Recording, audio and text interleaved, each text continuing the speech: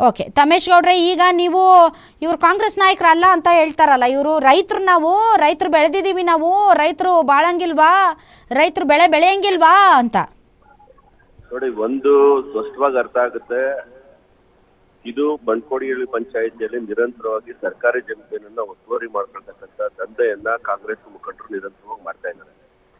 ಇವತ್ತು ಒಬ್ಬ ಕಂದಾಯ ಮಂತ್ರಿ, ಇವತ್ತು ಕಂದಾಯ ಅಧಿಕಾರಿಗಳ ಮೇಲೆ ಹಲ್ಲೆ ಮಾಡೋಷ್ಟು ಧೈರ್ಯ ಈ ಕಾಂಗ್ರೆಸ್ ಮುಖಂಡರಿಗೆ ಹೆಂಗ್ ಬಂತು? ಒಬ್ಬ ತಾಲೂಕ್ ಪಂಚಾಯತಿ ಮಾಜಿ ರಮೇಶ್ ಗೌಡ್ರೆ, ನಾನು ಕಾಂಗ್ರೆಸ್ ಮುಖಂಡನೇ ಅಲ್ಲ ಅನ್ನೋದು ರಾಜ್ಕುಮಾರ್ ಅವರು. ಮೇಡಮ್, ನಾನು ಕಾಂಗ್ರೆಸ್ಸೇ ಅಲ್ಲ, ಯಾವ ಪಾರ್ಟಿನೂ ಅಲ್ಲ ನಾನು ಅಂತಿದ್ದಾರೆ ಅಂತ ಅವ್ರು ಮಾತಾಡೋದಕ್ಕಿರೋದು ಮೇಡಮ್. ಅದಕ್ಕೆ ಬೇಕಾದಂತ ದಾಖಲೆಗಳು ಎಲ್ರಿಗೂ ಗೊತ್ತಿದೆ. ಇವತ್ತು ನಿಮಗ್ ಗೊತ್ತಿರ್ಲಿ, ಒಬ್ಬ ಕಾಂಗ್ರೆಸ್ ಮುಖಂಡನ ಪ್ರಭಾವ ಎಷ್ಟಿದೆ ಅಂತಂದ್ರೆ, ಒಬ್ಬ ಕಂದಾಯ ಇಲಾಖೆ ಅಧಿಕಾರಿ ಹೋಗಿ ಪೊಲೀಸ್ ಸ್ಟೇಷನ್ ಅಲ್ಲಿ ಇಲ್ಲಿವರೆಗೂ ಕೂತಿದ್ದಾನೆ, FIR ಆಗಿಲ್ಲ. ನೀವು ಗಮನಿಸಿರ್ತೀರಾ, ಆ ವಿಡಿಯೋದಲ್ಲಿ ನೇರವಾಗಿ ಹೊಡಿತಾರೆ. ಬೇರೆ ಯಾರಾದ್ರೂ ಈ ರೀತಿ ಸರ್ಕಾರಿ, ಅದು ರೆವಿನ್ಯೂ ಇನ್ಸ್ಪೆಕ್ಟರ್ ಲೆವೆಲ್ ಅಧಿಕಾರಿಗೆ ಹೊಡೆದಿದ್ರೆ ಸುಮ್ಮನೆ ಇರ್ತಿದ್ರ? ಆ ಒಬ್ಬ ವಿಲೇಜ್ ಅಕೌಂಟೆಂಟ್ ಮತ್ತು ರೆವಿನ್ಯೂ ಇನ್ಸ್ಪೆಕ್ಟರ್ ಇಬ್ಬರು ಕೂಡ ಘಟನೆ ಆದಾಗಿಂದ ಹೋಗಿ ಬಾಗ್ಲೂರು ಪೊಲೀಸ್ ಸ್ಟೇಷನ್ ಅಲ್ಲಿ ಕೂತಿದ್ದಾರೆ, ಇಲ್ಲಿವರೆಗೆ FIR ಆಗಿಲ್ಲ. ಯಾರು ಇದ್ರಲ್ಲಿ ಪ್ರಭಾವಿ? ಒಬ್ಬ ರೈತರ ಮೇಲೆ ಆಗಿದ್ರೆ ಹಿಂಗ್ ಬಿಡ್ತಿದ್ರ? ಒತ್ತುವರಿ ಮಾಡ್ಕೊಂಡವ್ರೆಲ್ಲ ನನ್ ಸರಿ ಅಂತಂದ್ರೆ ಅಷ್ಟೇ ಕತೆ. ನಾಳೆ ಮತ್ತೆ ಸರ್ವೆ ಅಧಿಕಾರಿಗಳು ಹೋಗ್ತಾರೆ. ಈಗ ಬೇರೆ ಗ್ರೇಟರ್ ಬೆಂಗಳೂರು ಅಂತ ಇದ್ದಾರೆ. ನಾಳೆ ಸರ್ವೆ ಅಧಿಕಾರಿಗಳು ಹೋದಾಗ ಎಲ್ಲರೂ ಹಿಂಗೆ ಹಿಡ್ಕೊಂಡು ನಾನ್ ರೈತ ಅಂತ ಸರ್ವೆ ಅಧಿಕಾರಿಗಳನ್ನ ಹಿಗ್ಗಾಮಗ್ಗ ಜಾಡಿಸಿ ಅವ್ರನ್ನ ಒಡೆದು ಕಳಿಸ್ತಾ ಇದ್ರೆ ಇನ್ನೇನ್ ಗ್ರೇಟರ್ ಬೆಂಗಳೂರು ಇವ್ರು ಮಾಡೋದು? ಅಲ್ಲಿ ಏನಾಗಿದೆ ಅಂತಂದ್ರೆ, ಕಂದಾಯ ಸಚಿವರ ಹೆಸರಲ್ಲಿ ಅವರ ಆಪ್ತರು. ಇವತ್ತು ನಮ್ಗೆ ಗೊತ್ತಿರಲಿಲ್ಲ ಮೇಡಮ್, ಬೆಂಗಳೂರು ಗ್ರಾಮಾಂತರದಲ್ಲಿ ನಮ್ದು ಏನ್ ಬರುತ್ತೆ, ಬೆಂಗಳೂರು ಉತ್ತರ ತಾಲೂಕು ಮತ್ತು ಯಲಹಂಕ ಉತ್ತರ AC ಬರುತ್ತದೆ. ಯಲಹಂಕದ ಗಮನಿಸಿದ್ರೆ ತಾವು ಹಲವಾರು ಸರ್ಕಾರಿ ಗೋಮಾಳಗಳನ್ನ, ಕೆರೆಗಳನ್ನ ಇವತ್ತು ಮಾರಾಟ ಆಗಿದೆ. P ನಂಬರ್ಗಳು ಮಾರಾಟ ಆಗಿದೆ. ಅದಕ್ಕೆಲ್ಲ ಕುಮ್ಮಕ್ ಯಾರು ಅಂದ್ರೆ ಕಂದಾಯ ಸಚಿವರು. ಇವತ್ತು ಇಷ್ಟು ಮಾತಾಡ್ತಾರೆ, ಇನ್ನೊಂದು ಎಲ್ಲವೂ ಇದೆ ಮೇಡಮ್. ಒಂದು ಈಗ ಈ ಎಲ್ಲ ಮಾಡ್ತಿರೋರು ಯಾರು? ಇದನ್ನೆಲ್ಲ ಮಾಡ್ತಿರೋರು ಯಾರು? ಕಂಪ್ಲೇಂಟ್ ಕೊಡಿ. ಸಂಪೂರ್ಣವಾಗಿ ಕೊಡೋದಲ್ಲ, ಒಬ್ಬ ಅಧಿಕಾರಿ ಕಂಪ್ಲೇಂಟ್ ಕೊಟ್ರೆ ತಗೊಳ್ತಾ ಇಲ್ಲ. ನೀವು ಎಲ್ಲವನ್ನು ಒಂದೇ ತಕಡಿಗೆ ಹಾಕಕ್ಕಾಗಲ್ಲ. ಈಗ ಕಂದಾಯ ಇಲಾಖೆಯಲ್ಲಿ ಆಗ್ತಾ ಇರುವಂತಹ ಅನ್ಯಾಯದ ವಿರುದ್ಧ ತಾವು ಧ್ವನಿ ಎತ್ತದಕ್ಕೆ ಕಂಪ್ಲೇಂಟ್ ಕೊಟ್ಟಿದ್ದೀರಾ?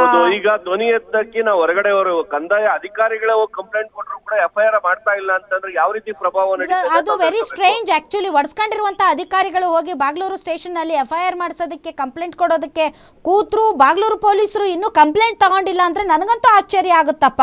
ಎವಿಡೆನ್ಸ್ ಇದೆ, ಕಣ್ಣು ಮುಂದೆನೆ ಹಿಡ್ಕೊಂಡು ಹೊಡಿತಾ ಇದ್ದಾರೆ. ಇದೇ ತರ ಎಲ್ಲ ಸರ್ವೆ ಅಧಿಕಾರಿಗಳನ್ನ ಕಂಡ್ಕೊಂಡವ್ರು ಹೊಡಿತಾ ಇದ್ರೆ ಇನ್ನೇನು ಅವ್ರೇನ್ ಕೆಲಸ ಮಾಡ್ಬೇಕಾ, ಇಲ್ಲ ಮನೇಲಿ ಕುತ್ಕೋಬೇಕಾ? ಮೇಡಮ್, ಇದೇ ಭಯ. ನಾವು ಬೇಕಾದ್ರೆ ಯಲಹಂಕ ತಹಸೀಲ್ದಾರ್ ಆಫೀಸ್ ಅಲ್ಲಿ ಯಾರು ಅಲ್ಲಿ ಅಧಿಕಾರಿಗಳಿದ್ದಾರೆ, ಅವ್ರನ್ನ ಕೇಳಿದ್ರೆ ಗೊತ್ತಾಗುತ್ತೆ ಕಾಂಗ್ರೆಸ್ನ ಈ ಪುಡಾರಿ ಮುಖಂಡಗಳ ದರ್ಪ ಎಷ್ಟಿದೆ ಅಂತ. ಅಧಿಕಾರಿಗಳನ್ನ ಕೂತಿರೋರೇ ಅದಕ್ಕೆ ಬೇಕಾದಂತ ದಾಖಲೆಗಳನ್ನ ನಮ್ಗೆ ಕಳಿಸ್ಕೊಡ್ತೀನಿ. ಇದೊಬ್ಬರೇ ಅಲ್ಲ, ಈ ತರದವ್ರು ಜಾಸ್ತಿ ಆಗಿ ಇವತ್ತು ನೀವು ಯಲಹಂಕ ತಹಸೀಲ್ದಾರ್ ಕಚೇರಿಯಲ್ಲಿ ಏನ್ ತಡೆಯುತ್ತೆ ಅಂತ ತಿಳ್ಕೊಳ್ಳಿ. DC ಕಚೇರಿಗಳಲ್ಲಿ ಏನ್ ಅವ್ರ ಆಪ್ತರು ಅಂದ ಮಾತ್ರಕ್ಕೆ ಈಗ ಕೃಷ್ಣ ಬೈರೇಗೌಡ್ರು ಏನಪ್ಪ ಬರ್ತಾರೆ, ನಾವೇ ಕಳಿಸ್ತೀವಿ, ನಮ್ಮ ಇಲಾಖೆಯಿಂದ ಅಧಿಕಾರಿಗಳು ಬರ್ತಾರೆ, ನೀವು ಚೆನ್ನಾಗಿ ಕಳಿಸಿ ಅಂತೇನು ಅವ್ರೇನು ಕಳ್ಸಿರಲ್ಲ. ಅವ್ರ ಹೆಸರು ಹೇಳ್ಕೊಂಡು ಇವ್ರು ಮಾಡಿರ್ತಾರೆ ಅಷ್ಟೇ. ಅವ್ರಿಗೂ ಇದಕ್ಕೂ ಸಂಬಂಧ ಕಲ್ಪಿಸೋದು ಎಷ್ಟು ಸರಿ? ಅಂದ್ರೆ ಒಂದು ಮೇಡಮ್, ಒಂದು ಯಾರು ಸಾಮಾನ್ಯ ಅಲ್ಲ, ಯಾರೋ ಜನಗಳ ಮೇಲೆ ಅವ್ರು ಗಲಾಟೆ ಮಾಡಿಲ್ಲ. ಕಂದಾಯ ಇಲಾಖೆ ಅಧಿಕಾರಿಗಳನ್ನ ತಳಿಸ್ಬೇಕು ಅಂತಂದ್ರೆ ಆ ಮಂತ್ರಿ ಕುಮ್ಮಕ್ಕಿಂದ ಇದನ್ನೆಲ್ಲ ಮಾಡ್ತಾರ? ಮತ್ತೆ ಅವ್ರು ಸಾಮಾನ್ಯ ವ್ಯಕ್ತಿ ಅಲ್ಲ, ಹೊಡೆದಿರ್ತಕ್ಕಂಥ ಸಾಮಾನ್ಯ ವ್ಯಕ್ತಿ ಅಲ್ಲ. ಆ ವ್ಯಕ್ತಿ ಪ್ರಭಾವಿ ಕಾಂಗ್ರೆಸ್ ಮುಖಂಡ. ಪೊಲೀಸ್ ಸ್ಟೇಷನ್ ಅಲ್ಲಿ ಹೋದ್ರು ಇದೇ ತರ್ಪ. ಹೇಳ್ತಿದ್ರಲ್ಲಿ ಯಾವ ರೀತಿ ಪ್ರಭಾವ ಇದೆ ಅಂದ್ರೆ ನೀವು FIR ಆಗಲ್ಲ.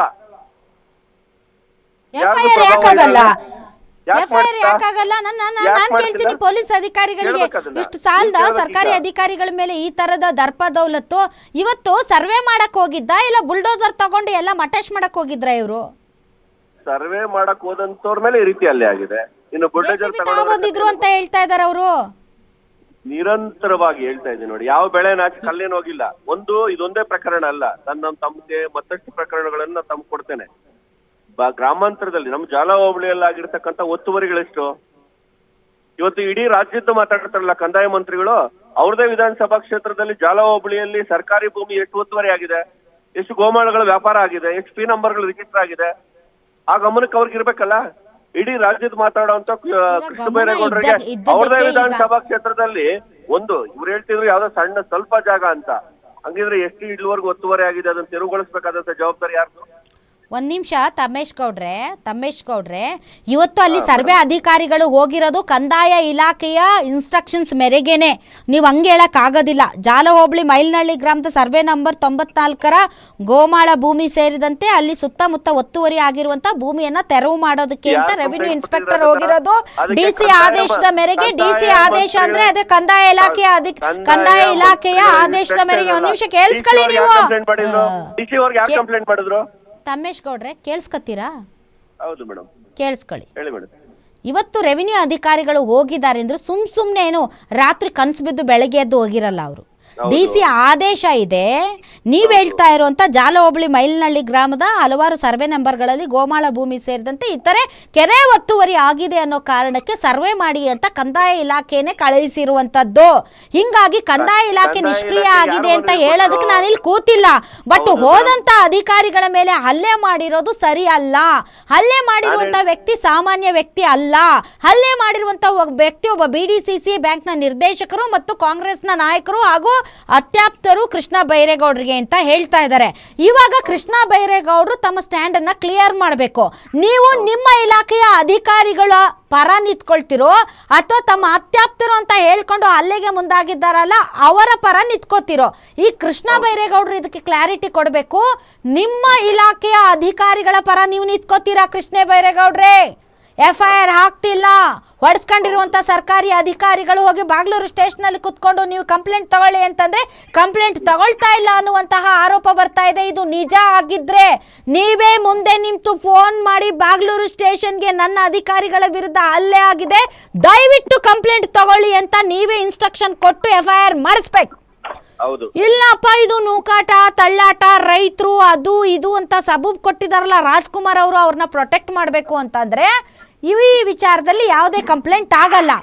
ಆಗದೆ ಇದ್ದರೆ ನಾವು ಮಾತ್ರ ಸುಮ್ಮನೆ ಕೂತ್ಕೊಳ್ಳಲ್ಲ. ಯಾಕೆಂದ್ರೆ ಕಣ್ಣ ಮುಂದೆ ಇರುವಂತ ವಿಡಿಯೋಗಳನ್ನ ನೋಡಿಯೂ ಕೂಡ ನಿರ್ಲಕ್ಷ್ಯ ಮಾಡಿದ್ರೆ ನಾಳೆ ಸರ್ವೆ ಅಂತ ಎಲ್ಲೆಲ್ಲ ಅಧಿಕಾರಿಗಳು ಟೇಪ್ ಹಿಡ್ಕೊಂಡು ಹೋಗ್ತಾರೋ ಹಿಡ್ಕೊಂಡು ಸರಿಯಾಗಿ ಹೊಡಿತಾರೆ. ಆಮೇಲೆ ಈ ರಾಜ್ಯದ ಗತಿ ದೇವ್ರೆ ಕಾಪಾಡ. ನಾನು ತಮ್ಮ ಮೂಲಕ ಮಾನ್ಯ ಕಂದಾಯ ಸಚಿವರಿಗೂ ಆಗ್ರಹ ಪಡಿಸೋದು ಇಷ್ಟ ಮೇಡಮ್. ನಿಮ್ಗೆ ಏನಾದ್ರೂ ನೈತಿಕತೆ ಇದ್ರೆ ಒಬ್ಬ ಮಂತ್ರಿಯಾಗಿ ನಿಮ್ ಜವಾಬ್ದಾರಿಯನ್ನು ನೀವು ನಿರ್ವಹಿಸ್ತೀರಿ ಅನ್ನೋದಾದ್ರೆ ತಕ್ಷಣ ಪೊಲೀಸ್ ಇಲಾಖೆ ಇನ್ಸ್ಟ್ರಕ್ಷನ್ ಕೊಟ್ಟು FIR ರಿಜಿಸ್ಟರ್ ಮಾಡಿ.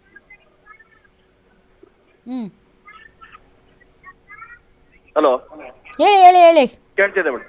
ತಕ್ಷಣ ಪೊಲೀಸ್ ಅಧಿಕಾರಿಗಳಿಗೆ ಸೂಚನೆ ಕೊಟ್ಟು, ಯಾವ ಸೂಚನೆ ಕೊಟ್ಟು ನೀವು FIR ಹಾಕ್ಬಾರ್ದು ಅಂತ ನಿಲ್ಸಿದಿರೋ ಅದನ್ನ ಹಿಂಪಡೆದು ತಕ್ಷಣ FIR ರಿಜಿಸ್ಟರ್ ಆಗ್ಬೇಕು. ನಿಮ್ಗೆ ಏನಾದ್ರೂ ಕಾಳಜಿ ಇದ್ರೆ, ಇಡೀ ರಾಜ್ಯದ ಸರ್ಕಾರಿ ಭೂಮಿ ಬಗ್ಗೆ ನಿಮ್ಗೆ ಏನಾದ್ರೂ ಕಾಳಜಿ ಇದ್ರೆ, ಮೊದಲನೇದು ಬ್ಯಾಟರಾಯನಪುರ ವಿಧಾನಸಭಾ ಕ್ಷೇತ್ರದಲ್ಲಿ ಏನಾಗಿದೆ ಆ ಒತ್ತುವರಿಗಳನ್ನ ತಕ್ಷಣ ತೆರವುಗೊಳಿಸಿ. DC ಇಂದ ಇವತ್ತು ಸೂಚನೆ ಬಂದು ಹೋಗಿರ್ತಕ್ಕಂಥದ್ದು ಅಲ್ಲಿನ ಸಾರ್ವಜನಿಕರು ಕೊಟ್ಟಿರ್ತಕ್ಕಂಥ ಒಂದು ಕಂಪ್ಲೇಂಟ್ ಮೇರೆಗೆ ತಾವು ಮಂತ್ರಿ ಆಗಿದ್ರ, ಇಲ್ಲೇ ಇಷ್ಟು ವರ್ಷ ಶಾಸಕರಾಗಿ ಕೂಡ ತಮ್ಗೆ ಗೊತ್ತಿದೆ ಎಲ್ಲೆಲ್ಲಿ ಏನೇನಾಗಿದೆ ಅಂತ. ತಾವು ಸ್ವಯಂ ಪ್ರೇರಿತವಾಗಿ ಅಧಿಕಾರಿಗಳಿಗೆ ಸೂಚನೆಯನ್ನು ಕೊಟ್ಟು ಎಲ್ಲೆಲ್ಲಿ ಈ ರೀತಿ ಒತ್ತುವರಿ ಆಗಿದೆಯೋ, ಯಾವ ನಿಮ್ಮ ಕಾಂಗ್ರೆಸ್ನ ನಿಮ್ಮ ಆಪ್ತ ಪುಡಾರಿಗಳು ಏನು ಅತಿಕ್ರಮವಾಗಿ ಇಟ್ಕೊಂಡಿದಾರೋ ಆ ಜಾಗಗಳನ್ನ ತೆರವುಗೊಳಿಸ್ತಕ್ಕಂಥ ಕೆಲಸ ಮಾಡಬೇಕು ಅಂತ ನಾನು ತಮ್ಮ ಮೂಲಕ ಆಗ್ರಹ ಪಡಿಸ್ತೇನೆ ಮೇಡಮ್. ಥ್ಯಾಂಕ್ ಯು ತಮೇಶ್ ಗೌಡ್ರೆ, ಇಷ್ಟೊತ್ತು ತಾವು ಗ್ಯಾರಂಟಿ ನ್ಯೂಸ್ ಜೊತೆ ಮಾತಾಡಿದ್ದಕ್ಕಾಗಿ.